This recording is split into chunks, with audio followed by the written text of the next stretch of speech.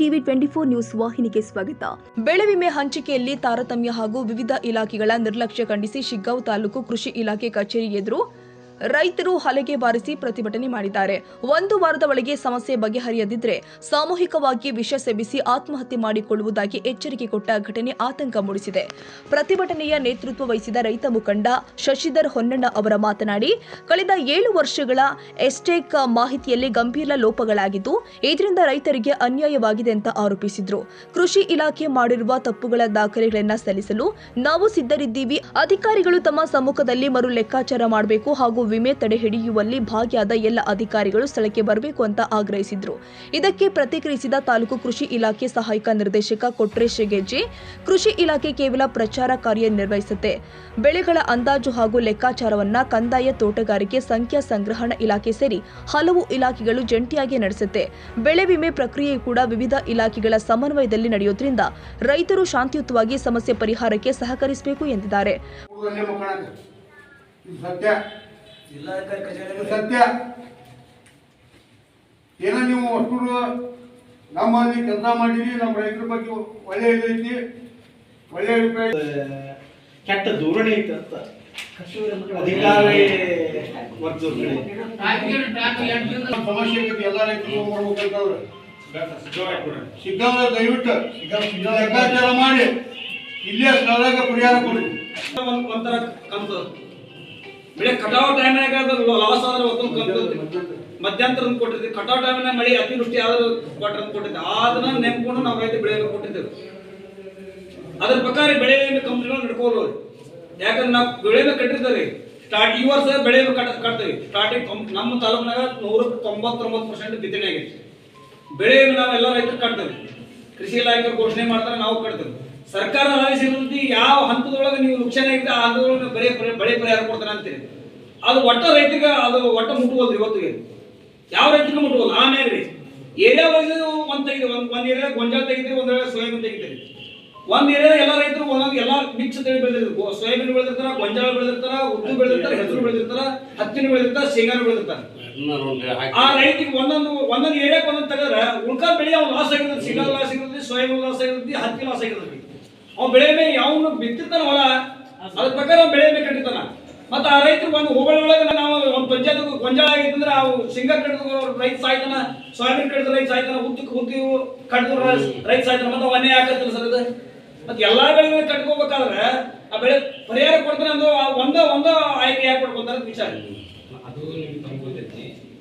ಯಾವ್ದೋ ಒಂದು ಕ್ಯಾಲ್ಕೋಣ ಗ್ರಾಮ ಪಂಚಾಯತಿ ಉದಾಹರಣೆಗೆ, ಕ್ಯಾಲ್ಕೋಣ ಗ್ರಾಮ ಪಂಚಾಯತಿ ನಮ್ದು 200 ಹೆಕ್ಟರ್ ಜಮೀನು ಇತ್ತಂದ್ರ 100 ಹೆಕ್ಟರ್ ಮೇಲ್ಗಡೆ ಮೆಕ್ಕೆಜೋಳ ಬಂತಂದ್ರ ಆ ಗ್ರಾಮ ಪಂಚಾಯತಿ ಮಟ್ಟದ ಬೆಳೆ ಯಾವ್ದಾಗಿರ್ತದೆ ಅಂದ್ರೆ ಗೊಂಜಾಳ ಆಗಿರ್ತದೆ. ಆ ಗ್ರಾಮ ಪಂಚಾಯತಿ ಮಟ್ಟದಲ್ಲಿ 20 ಹೆಕ್ಟರ್ ಸೋಯಾಬೀನ್ ಆಗಿತ್ತಂದ್ರ ಅದು ಗ್ರಾಮ ಪಂಚಾಯತಿ ಮಟ್ಟದ ಬೆಳೆ ಆಗಿರಲ್ಲ, ಅದು ಹೋಬಳಿ ಮಟ್ಟದ ಬೆಳೆ ಆಗಿರ್ತದೆ. ಯಾವ ಹೋಬಳಿಗೆ ಎಲ್ಲಿ ಬೆಳೆ ಕಟಾವ್ ಮಾಡಿರ್ತಾರೆ ನೋಡ್ರಿ ಸೋಯಾಬೀನ್ ಅನ್ನ, ಆ ಇಡೀ ಹೋಬಳಿ ಲಾಭ ಆಗತ್ತೆ. ಮೆಕ್ಕೆಜೋಳ ಮಾತ್ರ ಆ ಗ್ರಾಮ ಪಂಚಾಯತಿ ಮಟ್ಟದಲ್ಲಿ ಏನ್ ಕಟಾವ್ ಮಾಡ್ತಾರೆ ನೋಡ್ರಿ, ಆ ಗ್ರಾಮ ಪಂಚಾಯತಿ ಮಟ್ಟದಲ್ಲಿ ಕಟಾವ್ ಮಾಡಿದ ಬೆಳೆ ಕಡಿಮೆ ಬಂದಂದ್ರೆ ಅಲ್ಲಿ ಲಾಭ ಆಗತ್ತೆ. ಪಕ್ಕದ ಮತ್ತು ಹಿರೇಬೆಂಡಿಗೇರಿ ಗ್ರಾಮ ಪಂಚಾಯತಿ ಲಾಭ ಆಗಲ್ಲ. ಹಿರೇಬೆಂಡಿಗೇರಿ ಗ್ರಾಮ ಪಂಚಾಯತಿ ಬೆಳೆ ಕಟಾವ್ ಏನ್ ಮಾಡ್ತಾರೆ ನೋಡ್ರಿ, ಆ ಗ್ರಾಮ ಪಂಚಾಯತಿ ಲಾಭ ಆಗತ್ತೆ. ಆದ್ರೆ ಸೋಯಾಬೀನ್ ಬೆಳೆ ಮಾತ್ರ ಹಂಗಲ್ಲ. ಹಿರೇಬೆಂಡಿಗೇರಿ ಆಗಿರ್ಬೋದು, ಕ್ಯಾಲ್ಕೋಣಲ್ ಆಗಿರ್ಬೋದು, ಹೋಬಳಿ ಶಿಗ್ಗಾಂವ್ ಹೋಬಳಿ ಅಂತೇಳಿ ಎಲ್ಲಿ ಬೆಳೆ ಕಟಾವ್ ಆಗಿರ್ತಲ್ಲ ಅಲ್ಲಿ ಇನ್ಶೂರೆನ್ಸ್ ಲಾಭ ಆಗುತ್ತೆ. ಗೈಡ್ ಲೈನ್ಸ್ ಆಗಿದೆ. ಗ್ರಾಮ ಪಂಚಾಯತಿ ಮಟ್ಟದ ಬೆಳೆಯ ಒಟ್ಟು ಆವರಿಸಿದ ಕ್ಷೇತ್ರ 50% ಗಿಂತ ಜಾಸ್ತಿ ಆಗಿದ್ರೆ ಯಾವ್ದಾರ ಬೆಳೆ ಆಗಿರ್ಬೋದು, ಹೆಸರ ಜಾಸ್ತಿ ಇದ್ರೆ ಹೆಸರ ಗ್ರಾಮ ಪಂಚಾಯತಿ ಮಾಡ್ತೀವಿ. ಆದ್ರೆ ನಮ್ಮ ಜಿಲ್ಲೆಯಲ್ಲಿ ಗ್ರಾಮ ಪಂಚಾಯತಿ ಮಟ್ಟದ ಬೆಳೆ ಮೆಕ್ಕೆಜೋಳ ಆಗಿದೆ. ಯಾಕಂದ್ರೆ ಅತಿ ಹೆಚ್ಚು ಮೆಕ್ಕೆಜೋಳ ಬೆಳಿತೀವಿ ನಾವು. ಹಿಂಗಾಗಿ ಎಲ್ಲವನ್ನೂ ನಾವು ಆದ್ರೆ ಕೃಷಿ ಇಲಾಖೆ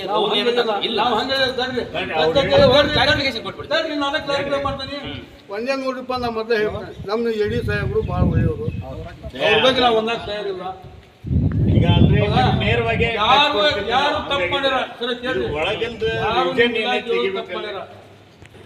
ನಾವು ಮಾತಾಡಕ್ ಹೋಗಲ್ಲ. ನಮ್ದು ಇಲಾಖೆ ಅದಕ್ಕೆ ನಾ ಏನು ಅನ್ಕೊಂಡ್ರಿ, ನಿಮ್ಮ ಬಗ್ಗೆ ನಾವು ಇದ್ದಿಲ್ಲ, ನೀವು ಜೇಡಿ ಕರ್ರಿ ಅರ್ಜಿ ನಿಮ್ಮ ಬಗ್ಗೆ ಇಲ್ಲ, ನಿಮ್ಮ ಬಗ್ಗೆ ಮಾಹಿತಿ ಕರ್ಸಕ್ಕೆ ಇವತ್ತು ತಮಗೆಲ್ಲ ಗೊತ್ತಿದ್ದಿದೆ. ಡಿಸ್ಟ್ರಿಕ್ಟ್ ಮಿನಿಸ್ಟರ್ ಸಾಹೇಬರು KDP ಇದೆ, ಅದು KDP ಎಲ್ಲ ನಮ್ಮ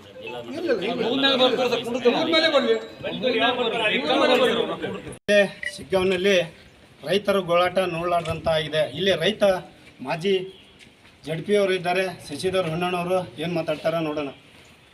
ಶಿಗ್ಗಾಂವ ತಾಲೂಕಿನಲ್ಲಿ 2025 ಮತ್ತು 26ನೇ ಸಾಲಿನ ಬೆಳೆ ವಿಮೆಯಲ್ಲಿ ಅದರಲ್ಲೂ ವಿಶೇಷವಾಗಿ ಸೋಯಾಬೀನ್ ಬೆಳೆಯಲ್ಲಿ ತಪ್ಪು ಲೆಕ್ಕಾಚಾರ ಮಾಡಿದ್ದಕ್ಕೆ ಸುಮಾರು ಬಾರಿ ಗಡುವು ಕೊಟ್ಟಿದ್ವಿ. ಆ ಲೆಕ್ಕಾಚಾರ 7 ವರ್ಷದ ಸರಾಸರಿ ಅಂದರೆ 5 ವರ್ಷ ಸರಾಸರಿ ಲೆಕ್ಕ ಮಾಡಿದರೆ ಸುಮಾರು 1200 ಜನ ರೈತರಿಗೆ ಆ ಬೆಳೆ ವಿಮೆಯಿಂದ ವಂಚಿತರಾಗ್ಯಾರ. 7 ವರ್ಷ ಸರಾಸರಿ ನಾವು ಸರಿಯಾದ ಲೆಕ್ಕಾಚಾರ ಮಾಡಿದಾಗ ರೈತರೆಲ್ಲ ಕೂಡ್ಕೊಂಡು ಸುಮಾರು 45% ನಮಗೆ ಆ ಲೆಕ್ಕ ಸಿಗ್ತೈತಿ. ಇವ್ರು ಏನು ಮಾಡ್ಯಾರಪ್ಪ ಅಂತಂದ್ರೆ ಕೃಷಿ ಇಲಾಖೆಯವರು, ಸಾಂಖ್ಯಿಕ ಇಲಾಖೆಯವರು ಮತ್ತು ಕಂದಾಯ ಇಲಾಖೆಯವರು ರೈತರಿಗೆ ಘನಘೋರವಾಗಿರ್ತಕ್ಕಂಥ ಅನ್ಯಾಯವನ್ನು ಮಾಡ್ಯಾರ. ಕೇವಲ -0.9% ಇವತ್ತು ಬೆಳೆ ವಿಮೆಯನ್ನು ಮಾಡ್ಯಾರ. ಇದು ದೊಡ್ಡ ಘನಘೋರವಾಗಿರ್ತಕ್ಕಂಥ ಅನ್ಯಾಯ. ಸುಮಾರು ಬಾರಿ ನಾವು ರೈತರು ಜಿಲ್ಲಾಧಿಕಾರಿಗಳ ಕಚೇರಿಗೆ ಹೋಗಿ ಅಲ್ದಾಡಿದ್ರು ಸಹಿತ ನಮಗೆ ಸ್ಪಂದನೆಯನ್ನು ಮಾಡಲಿಲ್ಲ.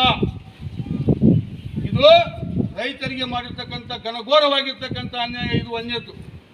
ಎರಡನೇದು ಏನು ಅಂತಂದರೆ ನಾವು ಶಾರ್ಟ್ಫಾಲ್ದ ಮಾಹಿತಿ ಕೇಳಿದ್ವಿ. ಆ ಶಾರ್ಟ್ಫಾಲ್ ಮಾಹಿತಿ ಕೇಳಿದಾಗ ಸಾಂಖ್ಯಿಕ ಇಲಾಖೆಯವರಾಯ್ತು, ನಮ್ಮ JD ಅವರಾಯ್ತು, ನಮಗೆ ಸರಿಯಾಗಿರ್ತಕ್ಕಂಥ ಮಾಹಿತಿಯನ್ನು ಕೊಡಲಿಲ್ಲ. ರೈತರು ಇವತ್ತು 45% ಸರಾಸರಿ ಲೆಕ್ಕಾಚಾರ ಮಾಡಿದಾಗ ನಮಗೆ ಬೆಳೆ ವಿಮೆ ಬೇಕಾಗಿತ್ತು ಅಂತಂದು ಮತ್ತೆ ಮುಖ್ಯಮಂತ್ರಿಯವರ ಕಾರ್ಯದರ್ಶಿ ಶಾಲಿನಿ ರಜನೀಶ್ ಮೇಡಮ್ ಅವ್ರ ಹತ್ರ ಹೋಗಿ ಮನವಿ ಮಾಡಿದಾಗ ಫೋನ್ ಮಾಡಿ ಹೇಳ್ತಾರೆ ಅವರು ಜಿಲ್ಲಾಧಿಕಾರಿಗಳಿಗೆ.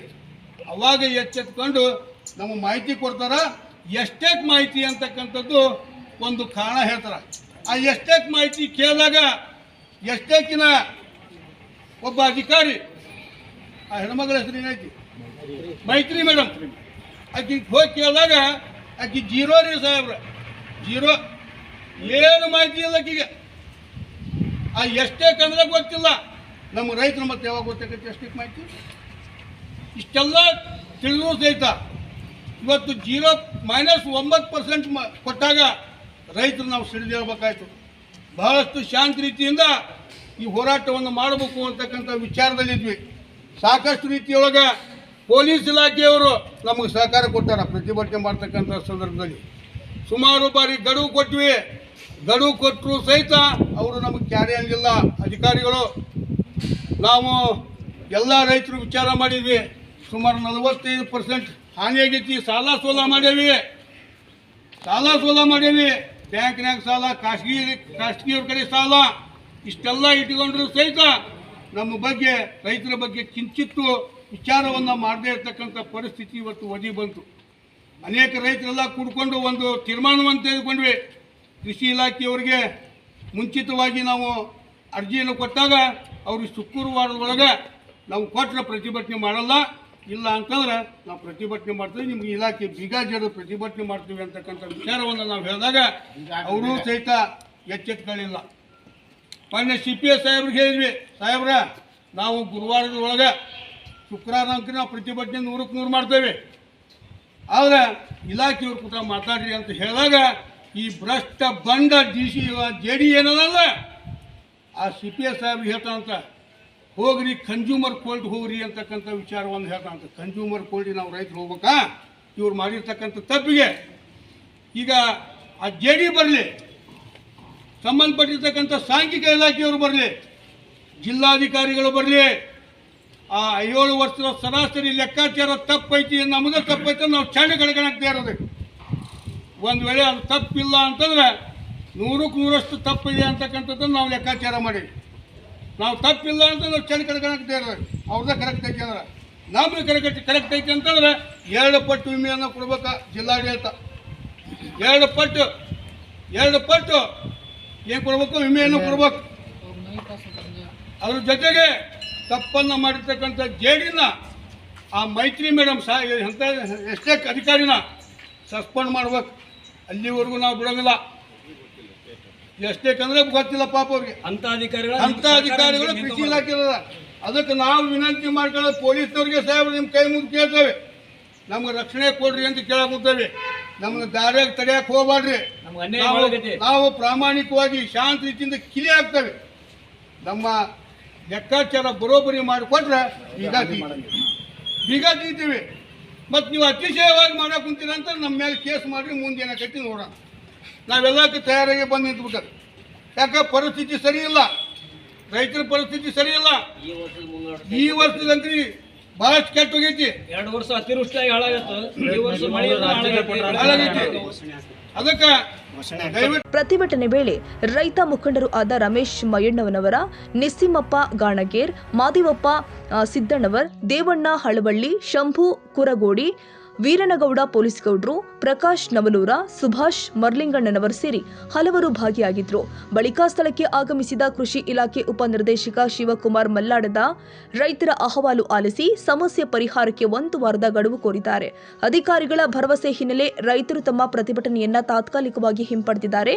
ಪ್ರತಿಭಟನೆ ವೇಳೆ ಕಾನೂನು ಸುವ್ಯವಸ್ಥೆ ಕಾಪಾಡಲು ಪೊಲೀಸ್ ಅಧಿಕಾರಿಗಳು ಹಾಗೂ ಸಿಬ್ಬಂದಿ ಬಿಗಿ ಬಂದೋಬಸ್ತ್ ಕೈಗೊಂಡಿದ್ರು. ರವಿರಾಜ್ ಸಂಶಿ, ಶಿಗ್ಗಾಂವ್.